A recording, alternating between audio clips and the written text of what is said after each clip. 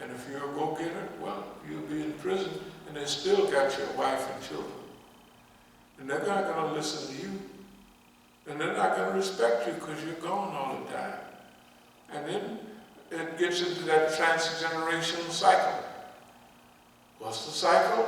The grandfather went to prison, the father went to prison, and the son go to prison. Over and over again. You see some parents,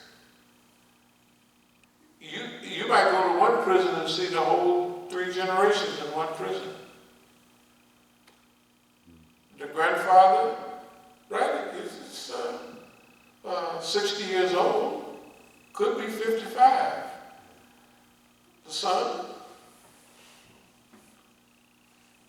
the grandfather, the father, and the son in the same prison. California is known for that. Wow. So when they called Johnson on the thing, they might have said Johnson, and they call their number after that, so they'll know that it's Johnson, the grandfather. Not Johnson, the father, the grandson. When people read the scripture, most immigrants wouldn't read that scripture like that. That allow one to be kind and generous to those people who are being oppressed. They will take it as, oh, the people from back in that time. But what about the people here? Right? And remember, why is this job so particular for knowing the situation? How many people are going to sympathize with us right here? Well, how many people was out doing the Black Lives Matter? One Pakistani family, right? Remember we saw them that's it. There was nobody else there. We did As-Sabiqun like them, but it was like, the Johnny boy that prayed once every 6 months or something like that, when he was in jail but they ain't heavy into no sunnah. So, knowing the environment, you can live in the same place and be in a totally different environment because of where you're coming from.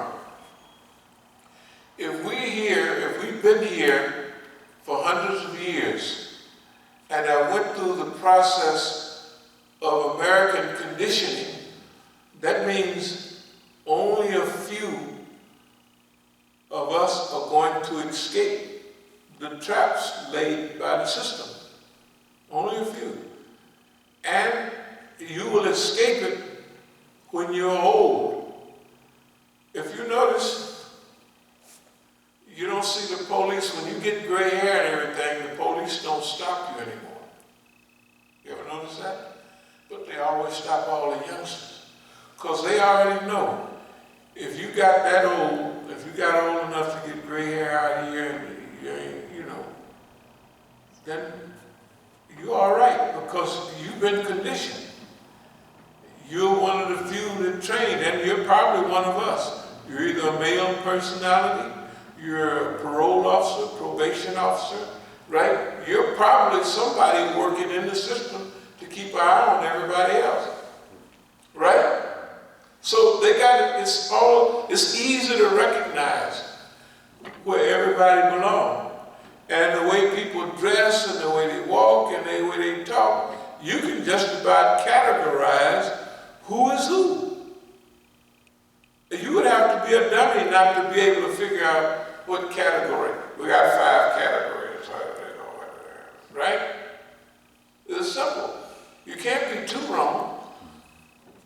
So they want to continue control, so slaughter the men, leave the women folk alive. They're not going to pick that up if they're immigrants. They're going to just say, black men in America don't stick with their families too well. And I remember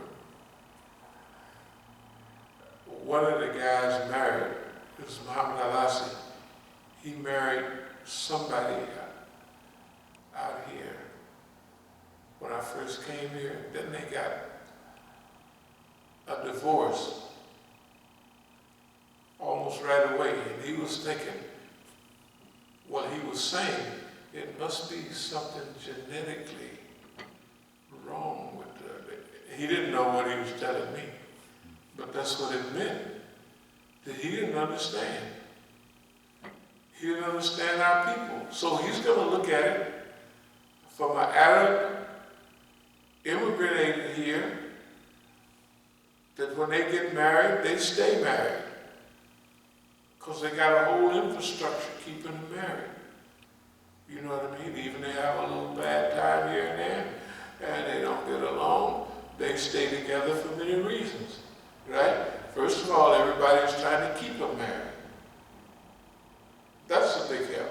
The next thing, if they run into a little slick spot, the family might help them a while.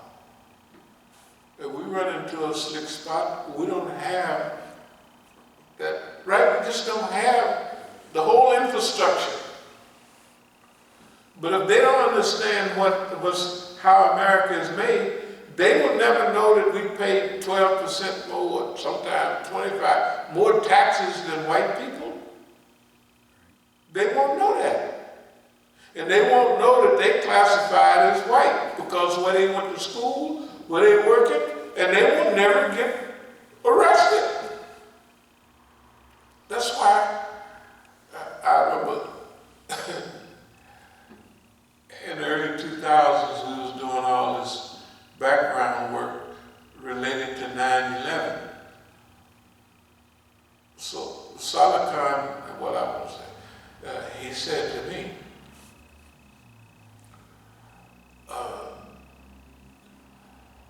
I go to those courts all the time and sit in on those trials.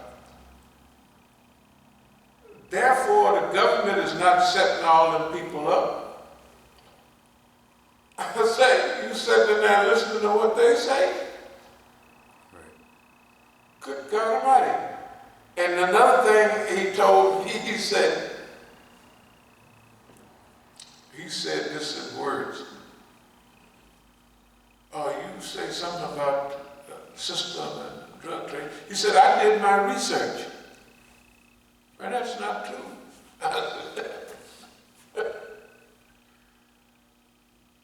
I didn't even ask him, where did you go to the damn library or somewhere and looked in there to see if there was books on technically there are books on nowadays about police departments, the federal government and all that involved in drug trade. There are books on that, but he did his research. And I was there, I was sitting in the front row. They approached me with it. I went through the whole thing. I was there when they used to get drugs from, cocaine from Peru and Bolivia. I was there when they changed to Colombia, because Colombia got two coasts. The Caribbean coast, they call them costeños, where black people live in Colombia. You would look at the movies, you wouldn't know that 33% of the people in Colombia are black. But all you see is the Latinos. That's all you ever see. They don't, 33% of the people, in fact, what's the name of the Negro community here, the Shia? They got a big crew down in Colombia. Yeah, right here. They visit the people, the brothers here. They know them like, oh, you look. They tell me I look like so-and-so's father that's around here. You know, I said, yeah, we look kind of like. You can imagine who it is. They got a joint out there. You know, they're from Colombia. What I mean to say is this, Colombia, I was there in day one. The police sent me to Colombia from Bolivia. Oh, if you're doing that, he didn't say it in words. I have friends up there. Go up there and get hooked up with Randy and them. They got horses, exactly. So, oh, yeah, good. So I went to Colombia. Why? Because it's the new spot. Everybody here have never heard hardly about Bolivia and Peru, right? They done heard about Colombia, cocaine, Colombia. Well, cocoa leaves really come from Peru and Bolivia. That's why people chew them in the market. I mean, you could go, when I was down there, you could take 5 cents or a few soles. You go in the market and you could buy a bag full of cocoa leaves. No, because everybody chew cocoa leaves and they put a little lime salt like, and it helps release the alkaloid. And the Negro gonna try anything. So I got me a big bag. A big bag, the shopping bag, the brown shopping bag you used to have. You get one of those full for like a nickel or a dime, something like that. And I sit up there. I said, no, brother ain't into this. So I spit it out and I got back to the other thing. But the point is, Allah wanted to be kind to those who have been oppressed. All kind of oppression. And then there's wonderful ayahs that talk about Allah has promised those who believe of you and do good deeds that He shall make them succeed in the land.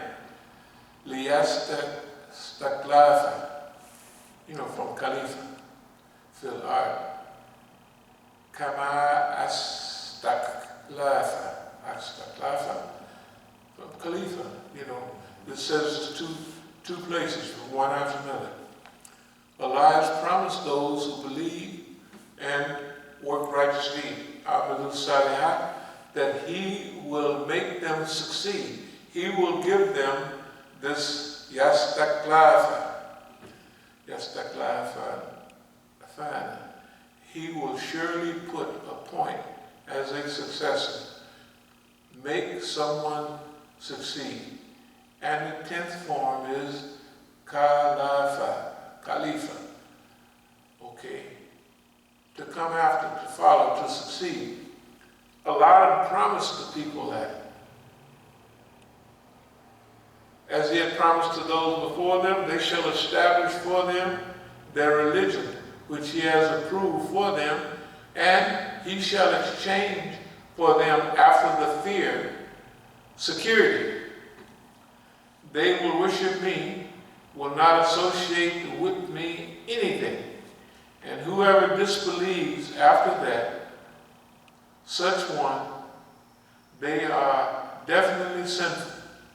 And perform the prayer and pay the zakat. And obey the messenger that you may be favored with His mercy. Never consider those who disbelieve capable of frustrating in the land. Their abode is the fire, and evil indeed is the destination. Never consider those who disbelieve capable of frustrating the people in the land. Now this talks about leadership. What I want to say is, like right now, we have been dealing with certain situations. And you have to think, why are we still here in D.C.? Why are we still here? Not all, but a lot of the stuff that promises material reward happened out in California. Yeah. Out in California, they attacked the Masjid several times. They put me in jail with the deed in my hand, which they can't do. They sold property They put me in jail on our own property and put me in a police car at other property down the street and let Khadijah and Mukhtar and them, when Mukhtar shot the dogs, they didn't even have a crime scene like yellow tape and everything, so they let them run around or they're contaminating the crime scene, right? They're contaminating the crime scene. I'm saying, hey, you can't let them walk in there, so I go in. They say, you can't go in there. I said, I own this place. You can't go in there. And they put me in a police car. I don't know if you ever saw it. There's a picture sitting in the back of the police car. Yeah. They got me, I'm in the police car. And they can go in and do whatever they want. Why are we not out there? Why are we here? We went through several stages here recently. Strategic management under conditions of repression. Strategic management under conditions of repression. So therefore, we studied our environment, called scanning your environment, right? So you study your environment, its history, its ways of behavior, its patterns, and you study all of that stuff, right? Which we did. Then after that, we made a plan, a scheme, right? And then we followed through with that. And then after implementing that plan, we came back and restudied again. And then after that study was still in progress, we're still moving. So at this time, we might evolve to Islamic Institute for Counter-Zionist American Psychological Warfare, right?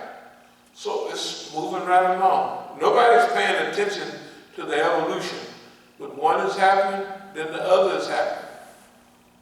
Then we evolve through those things. And we're physically successful. But what is that purpose for that? What is the purpose for all of these arrests?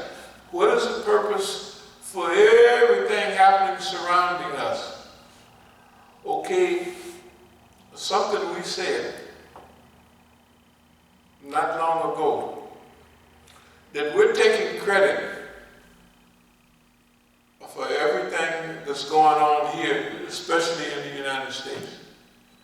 That we're taking credit for that. We're Musta'lafin fil ard, right? We are oppressed, openly oppressed, right? And Allah wanted to be good to those people, right? To give them successorship, to put them in line, right? To receive successorship. They're going to be, later on it says, warithin. They're going to inherit, right? Leadership, because Amalu Salihat. They work righteous deeds, right? There's other things that's going along with it though. Then why are we here and why are we not out there? If that's where the action is, right? It should be a reason why we're still here. Okay, then why are we on cruise? I mean, you can see that we're cruising along. We're not breaking our neck. We're not going crazy. Why? You remember, you have to study your environment, but you have to study yourself too. There's an element that we want to clarify. There are reasons why these things happen in the order that they happen. Number one was to show you that you don't have to fear the system. And when they exceed the limits, they're not the first to exceed the limits. When you study history, and when you study physical history, psychological history, and religious history, all of those meet together on what's going on with us. Right? This is the history of mankind. No, it's the history of mankind. Certain people at a certain time, and it's not any one group of people. All around the world, every group of people, you read about the ancient African empires, Asian empires, right? And even the empires here in America. They had Aztecs, Incas, Mayas. They was big over here. Do you know the only thing they didn't have over here was the wheel? That's the only thing they never had over here. But if you was looking at the Inca Empire, like if you visit Cusco, Cusco is the ancient capital. It's the modern, one of the capitals like it's in Peru. Cusco was the ancient Inca capital.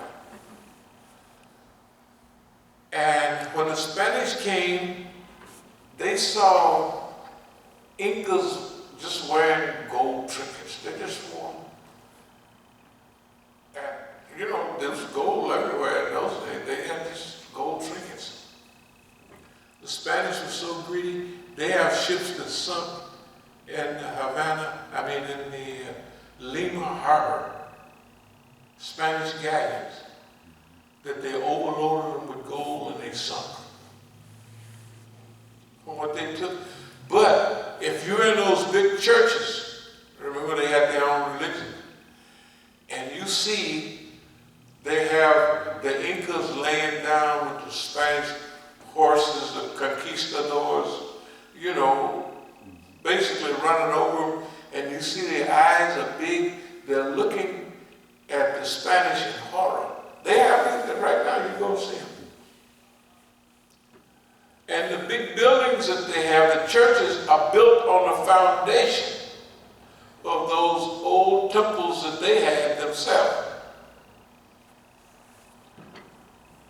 But they have a tomb of Pizarro. I don't know if y'all ever heard of him. Pizarro was the head conquistador. Now Cortez and all those people up here, we all know Cortez. But Pizarro, Francisco Pizarro, is buried in Lima, Peru. Big tomb. At least it was then. People, anti-colonial spirit is kind of growing. They might have a little bit, it may be gone by now. But he was there. And so we can see that those people at their time had power and authority. The Spanish Empire came,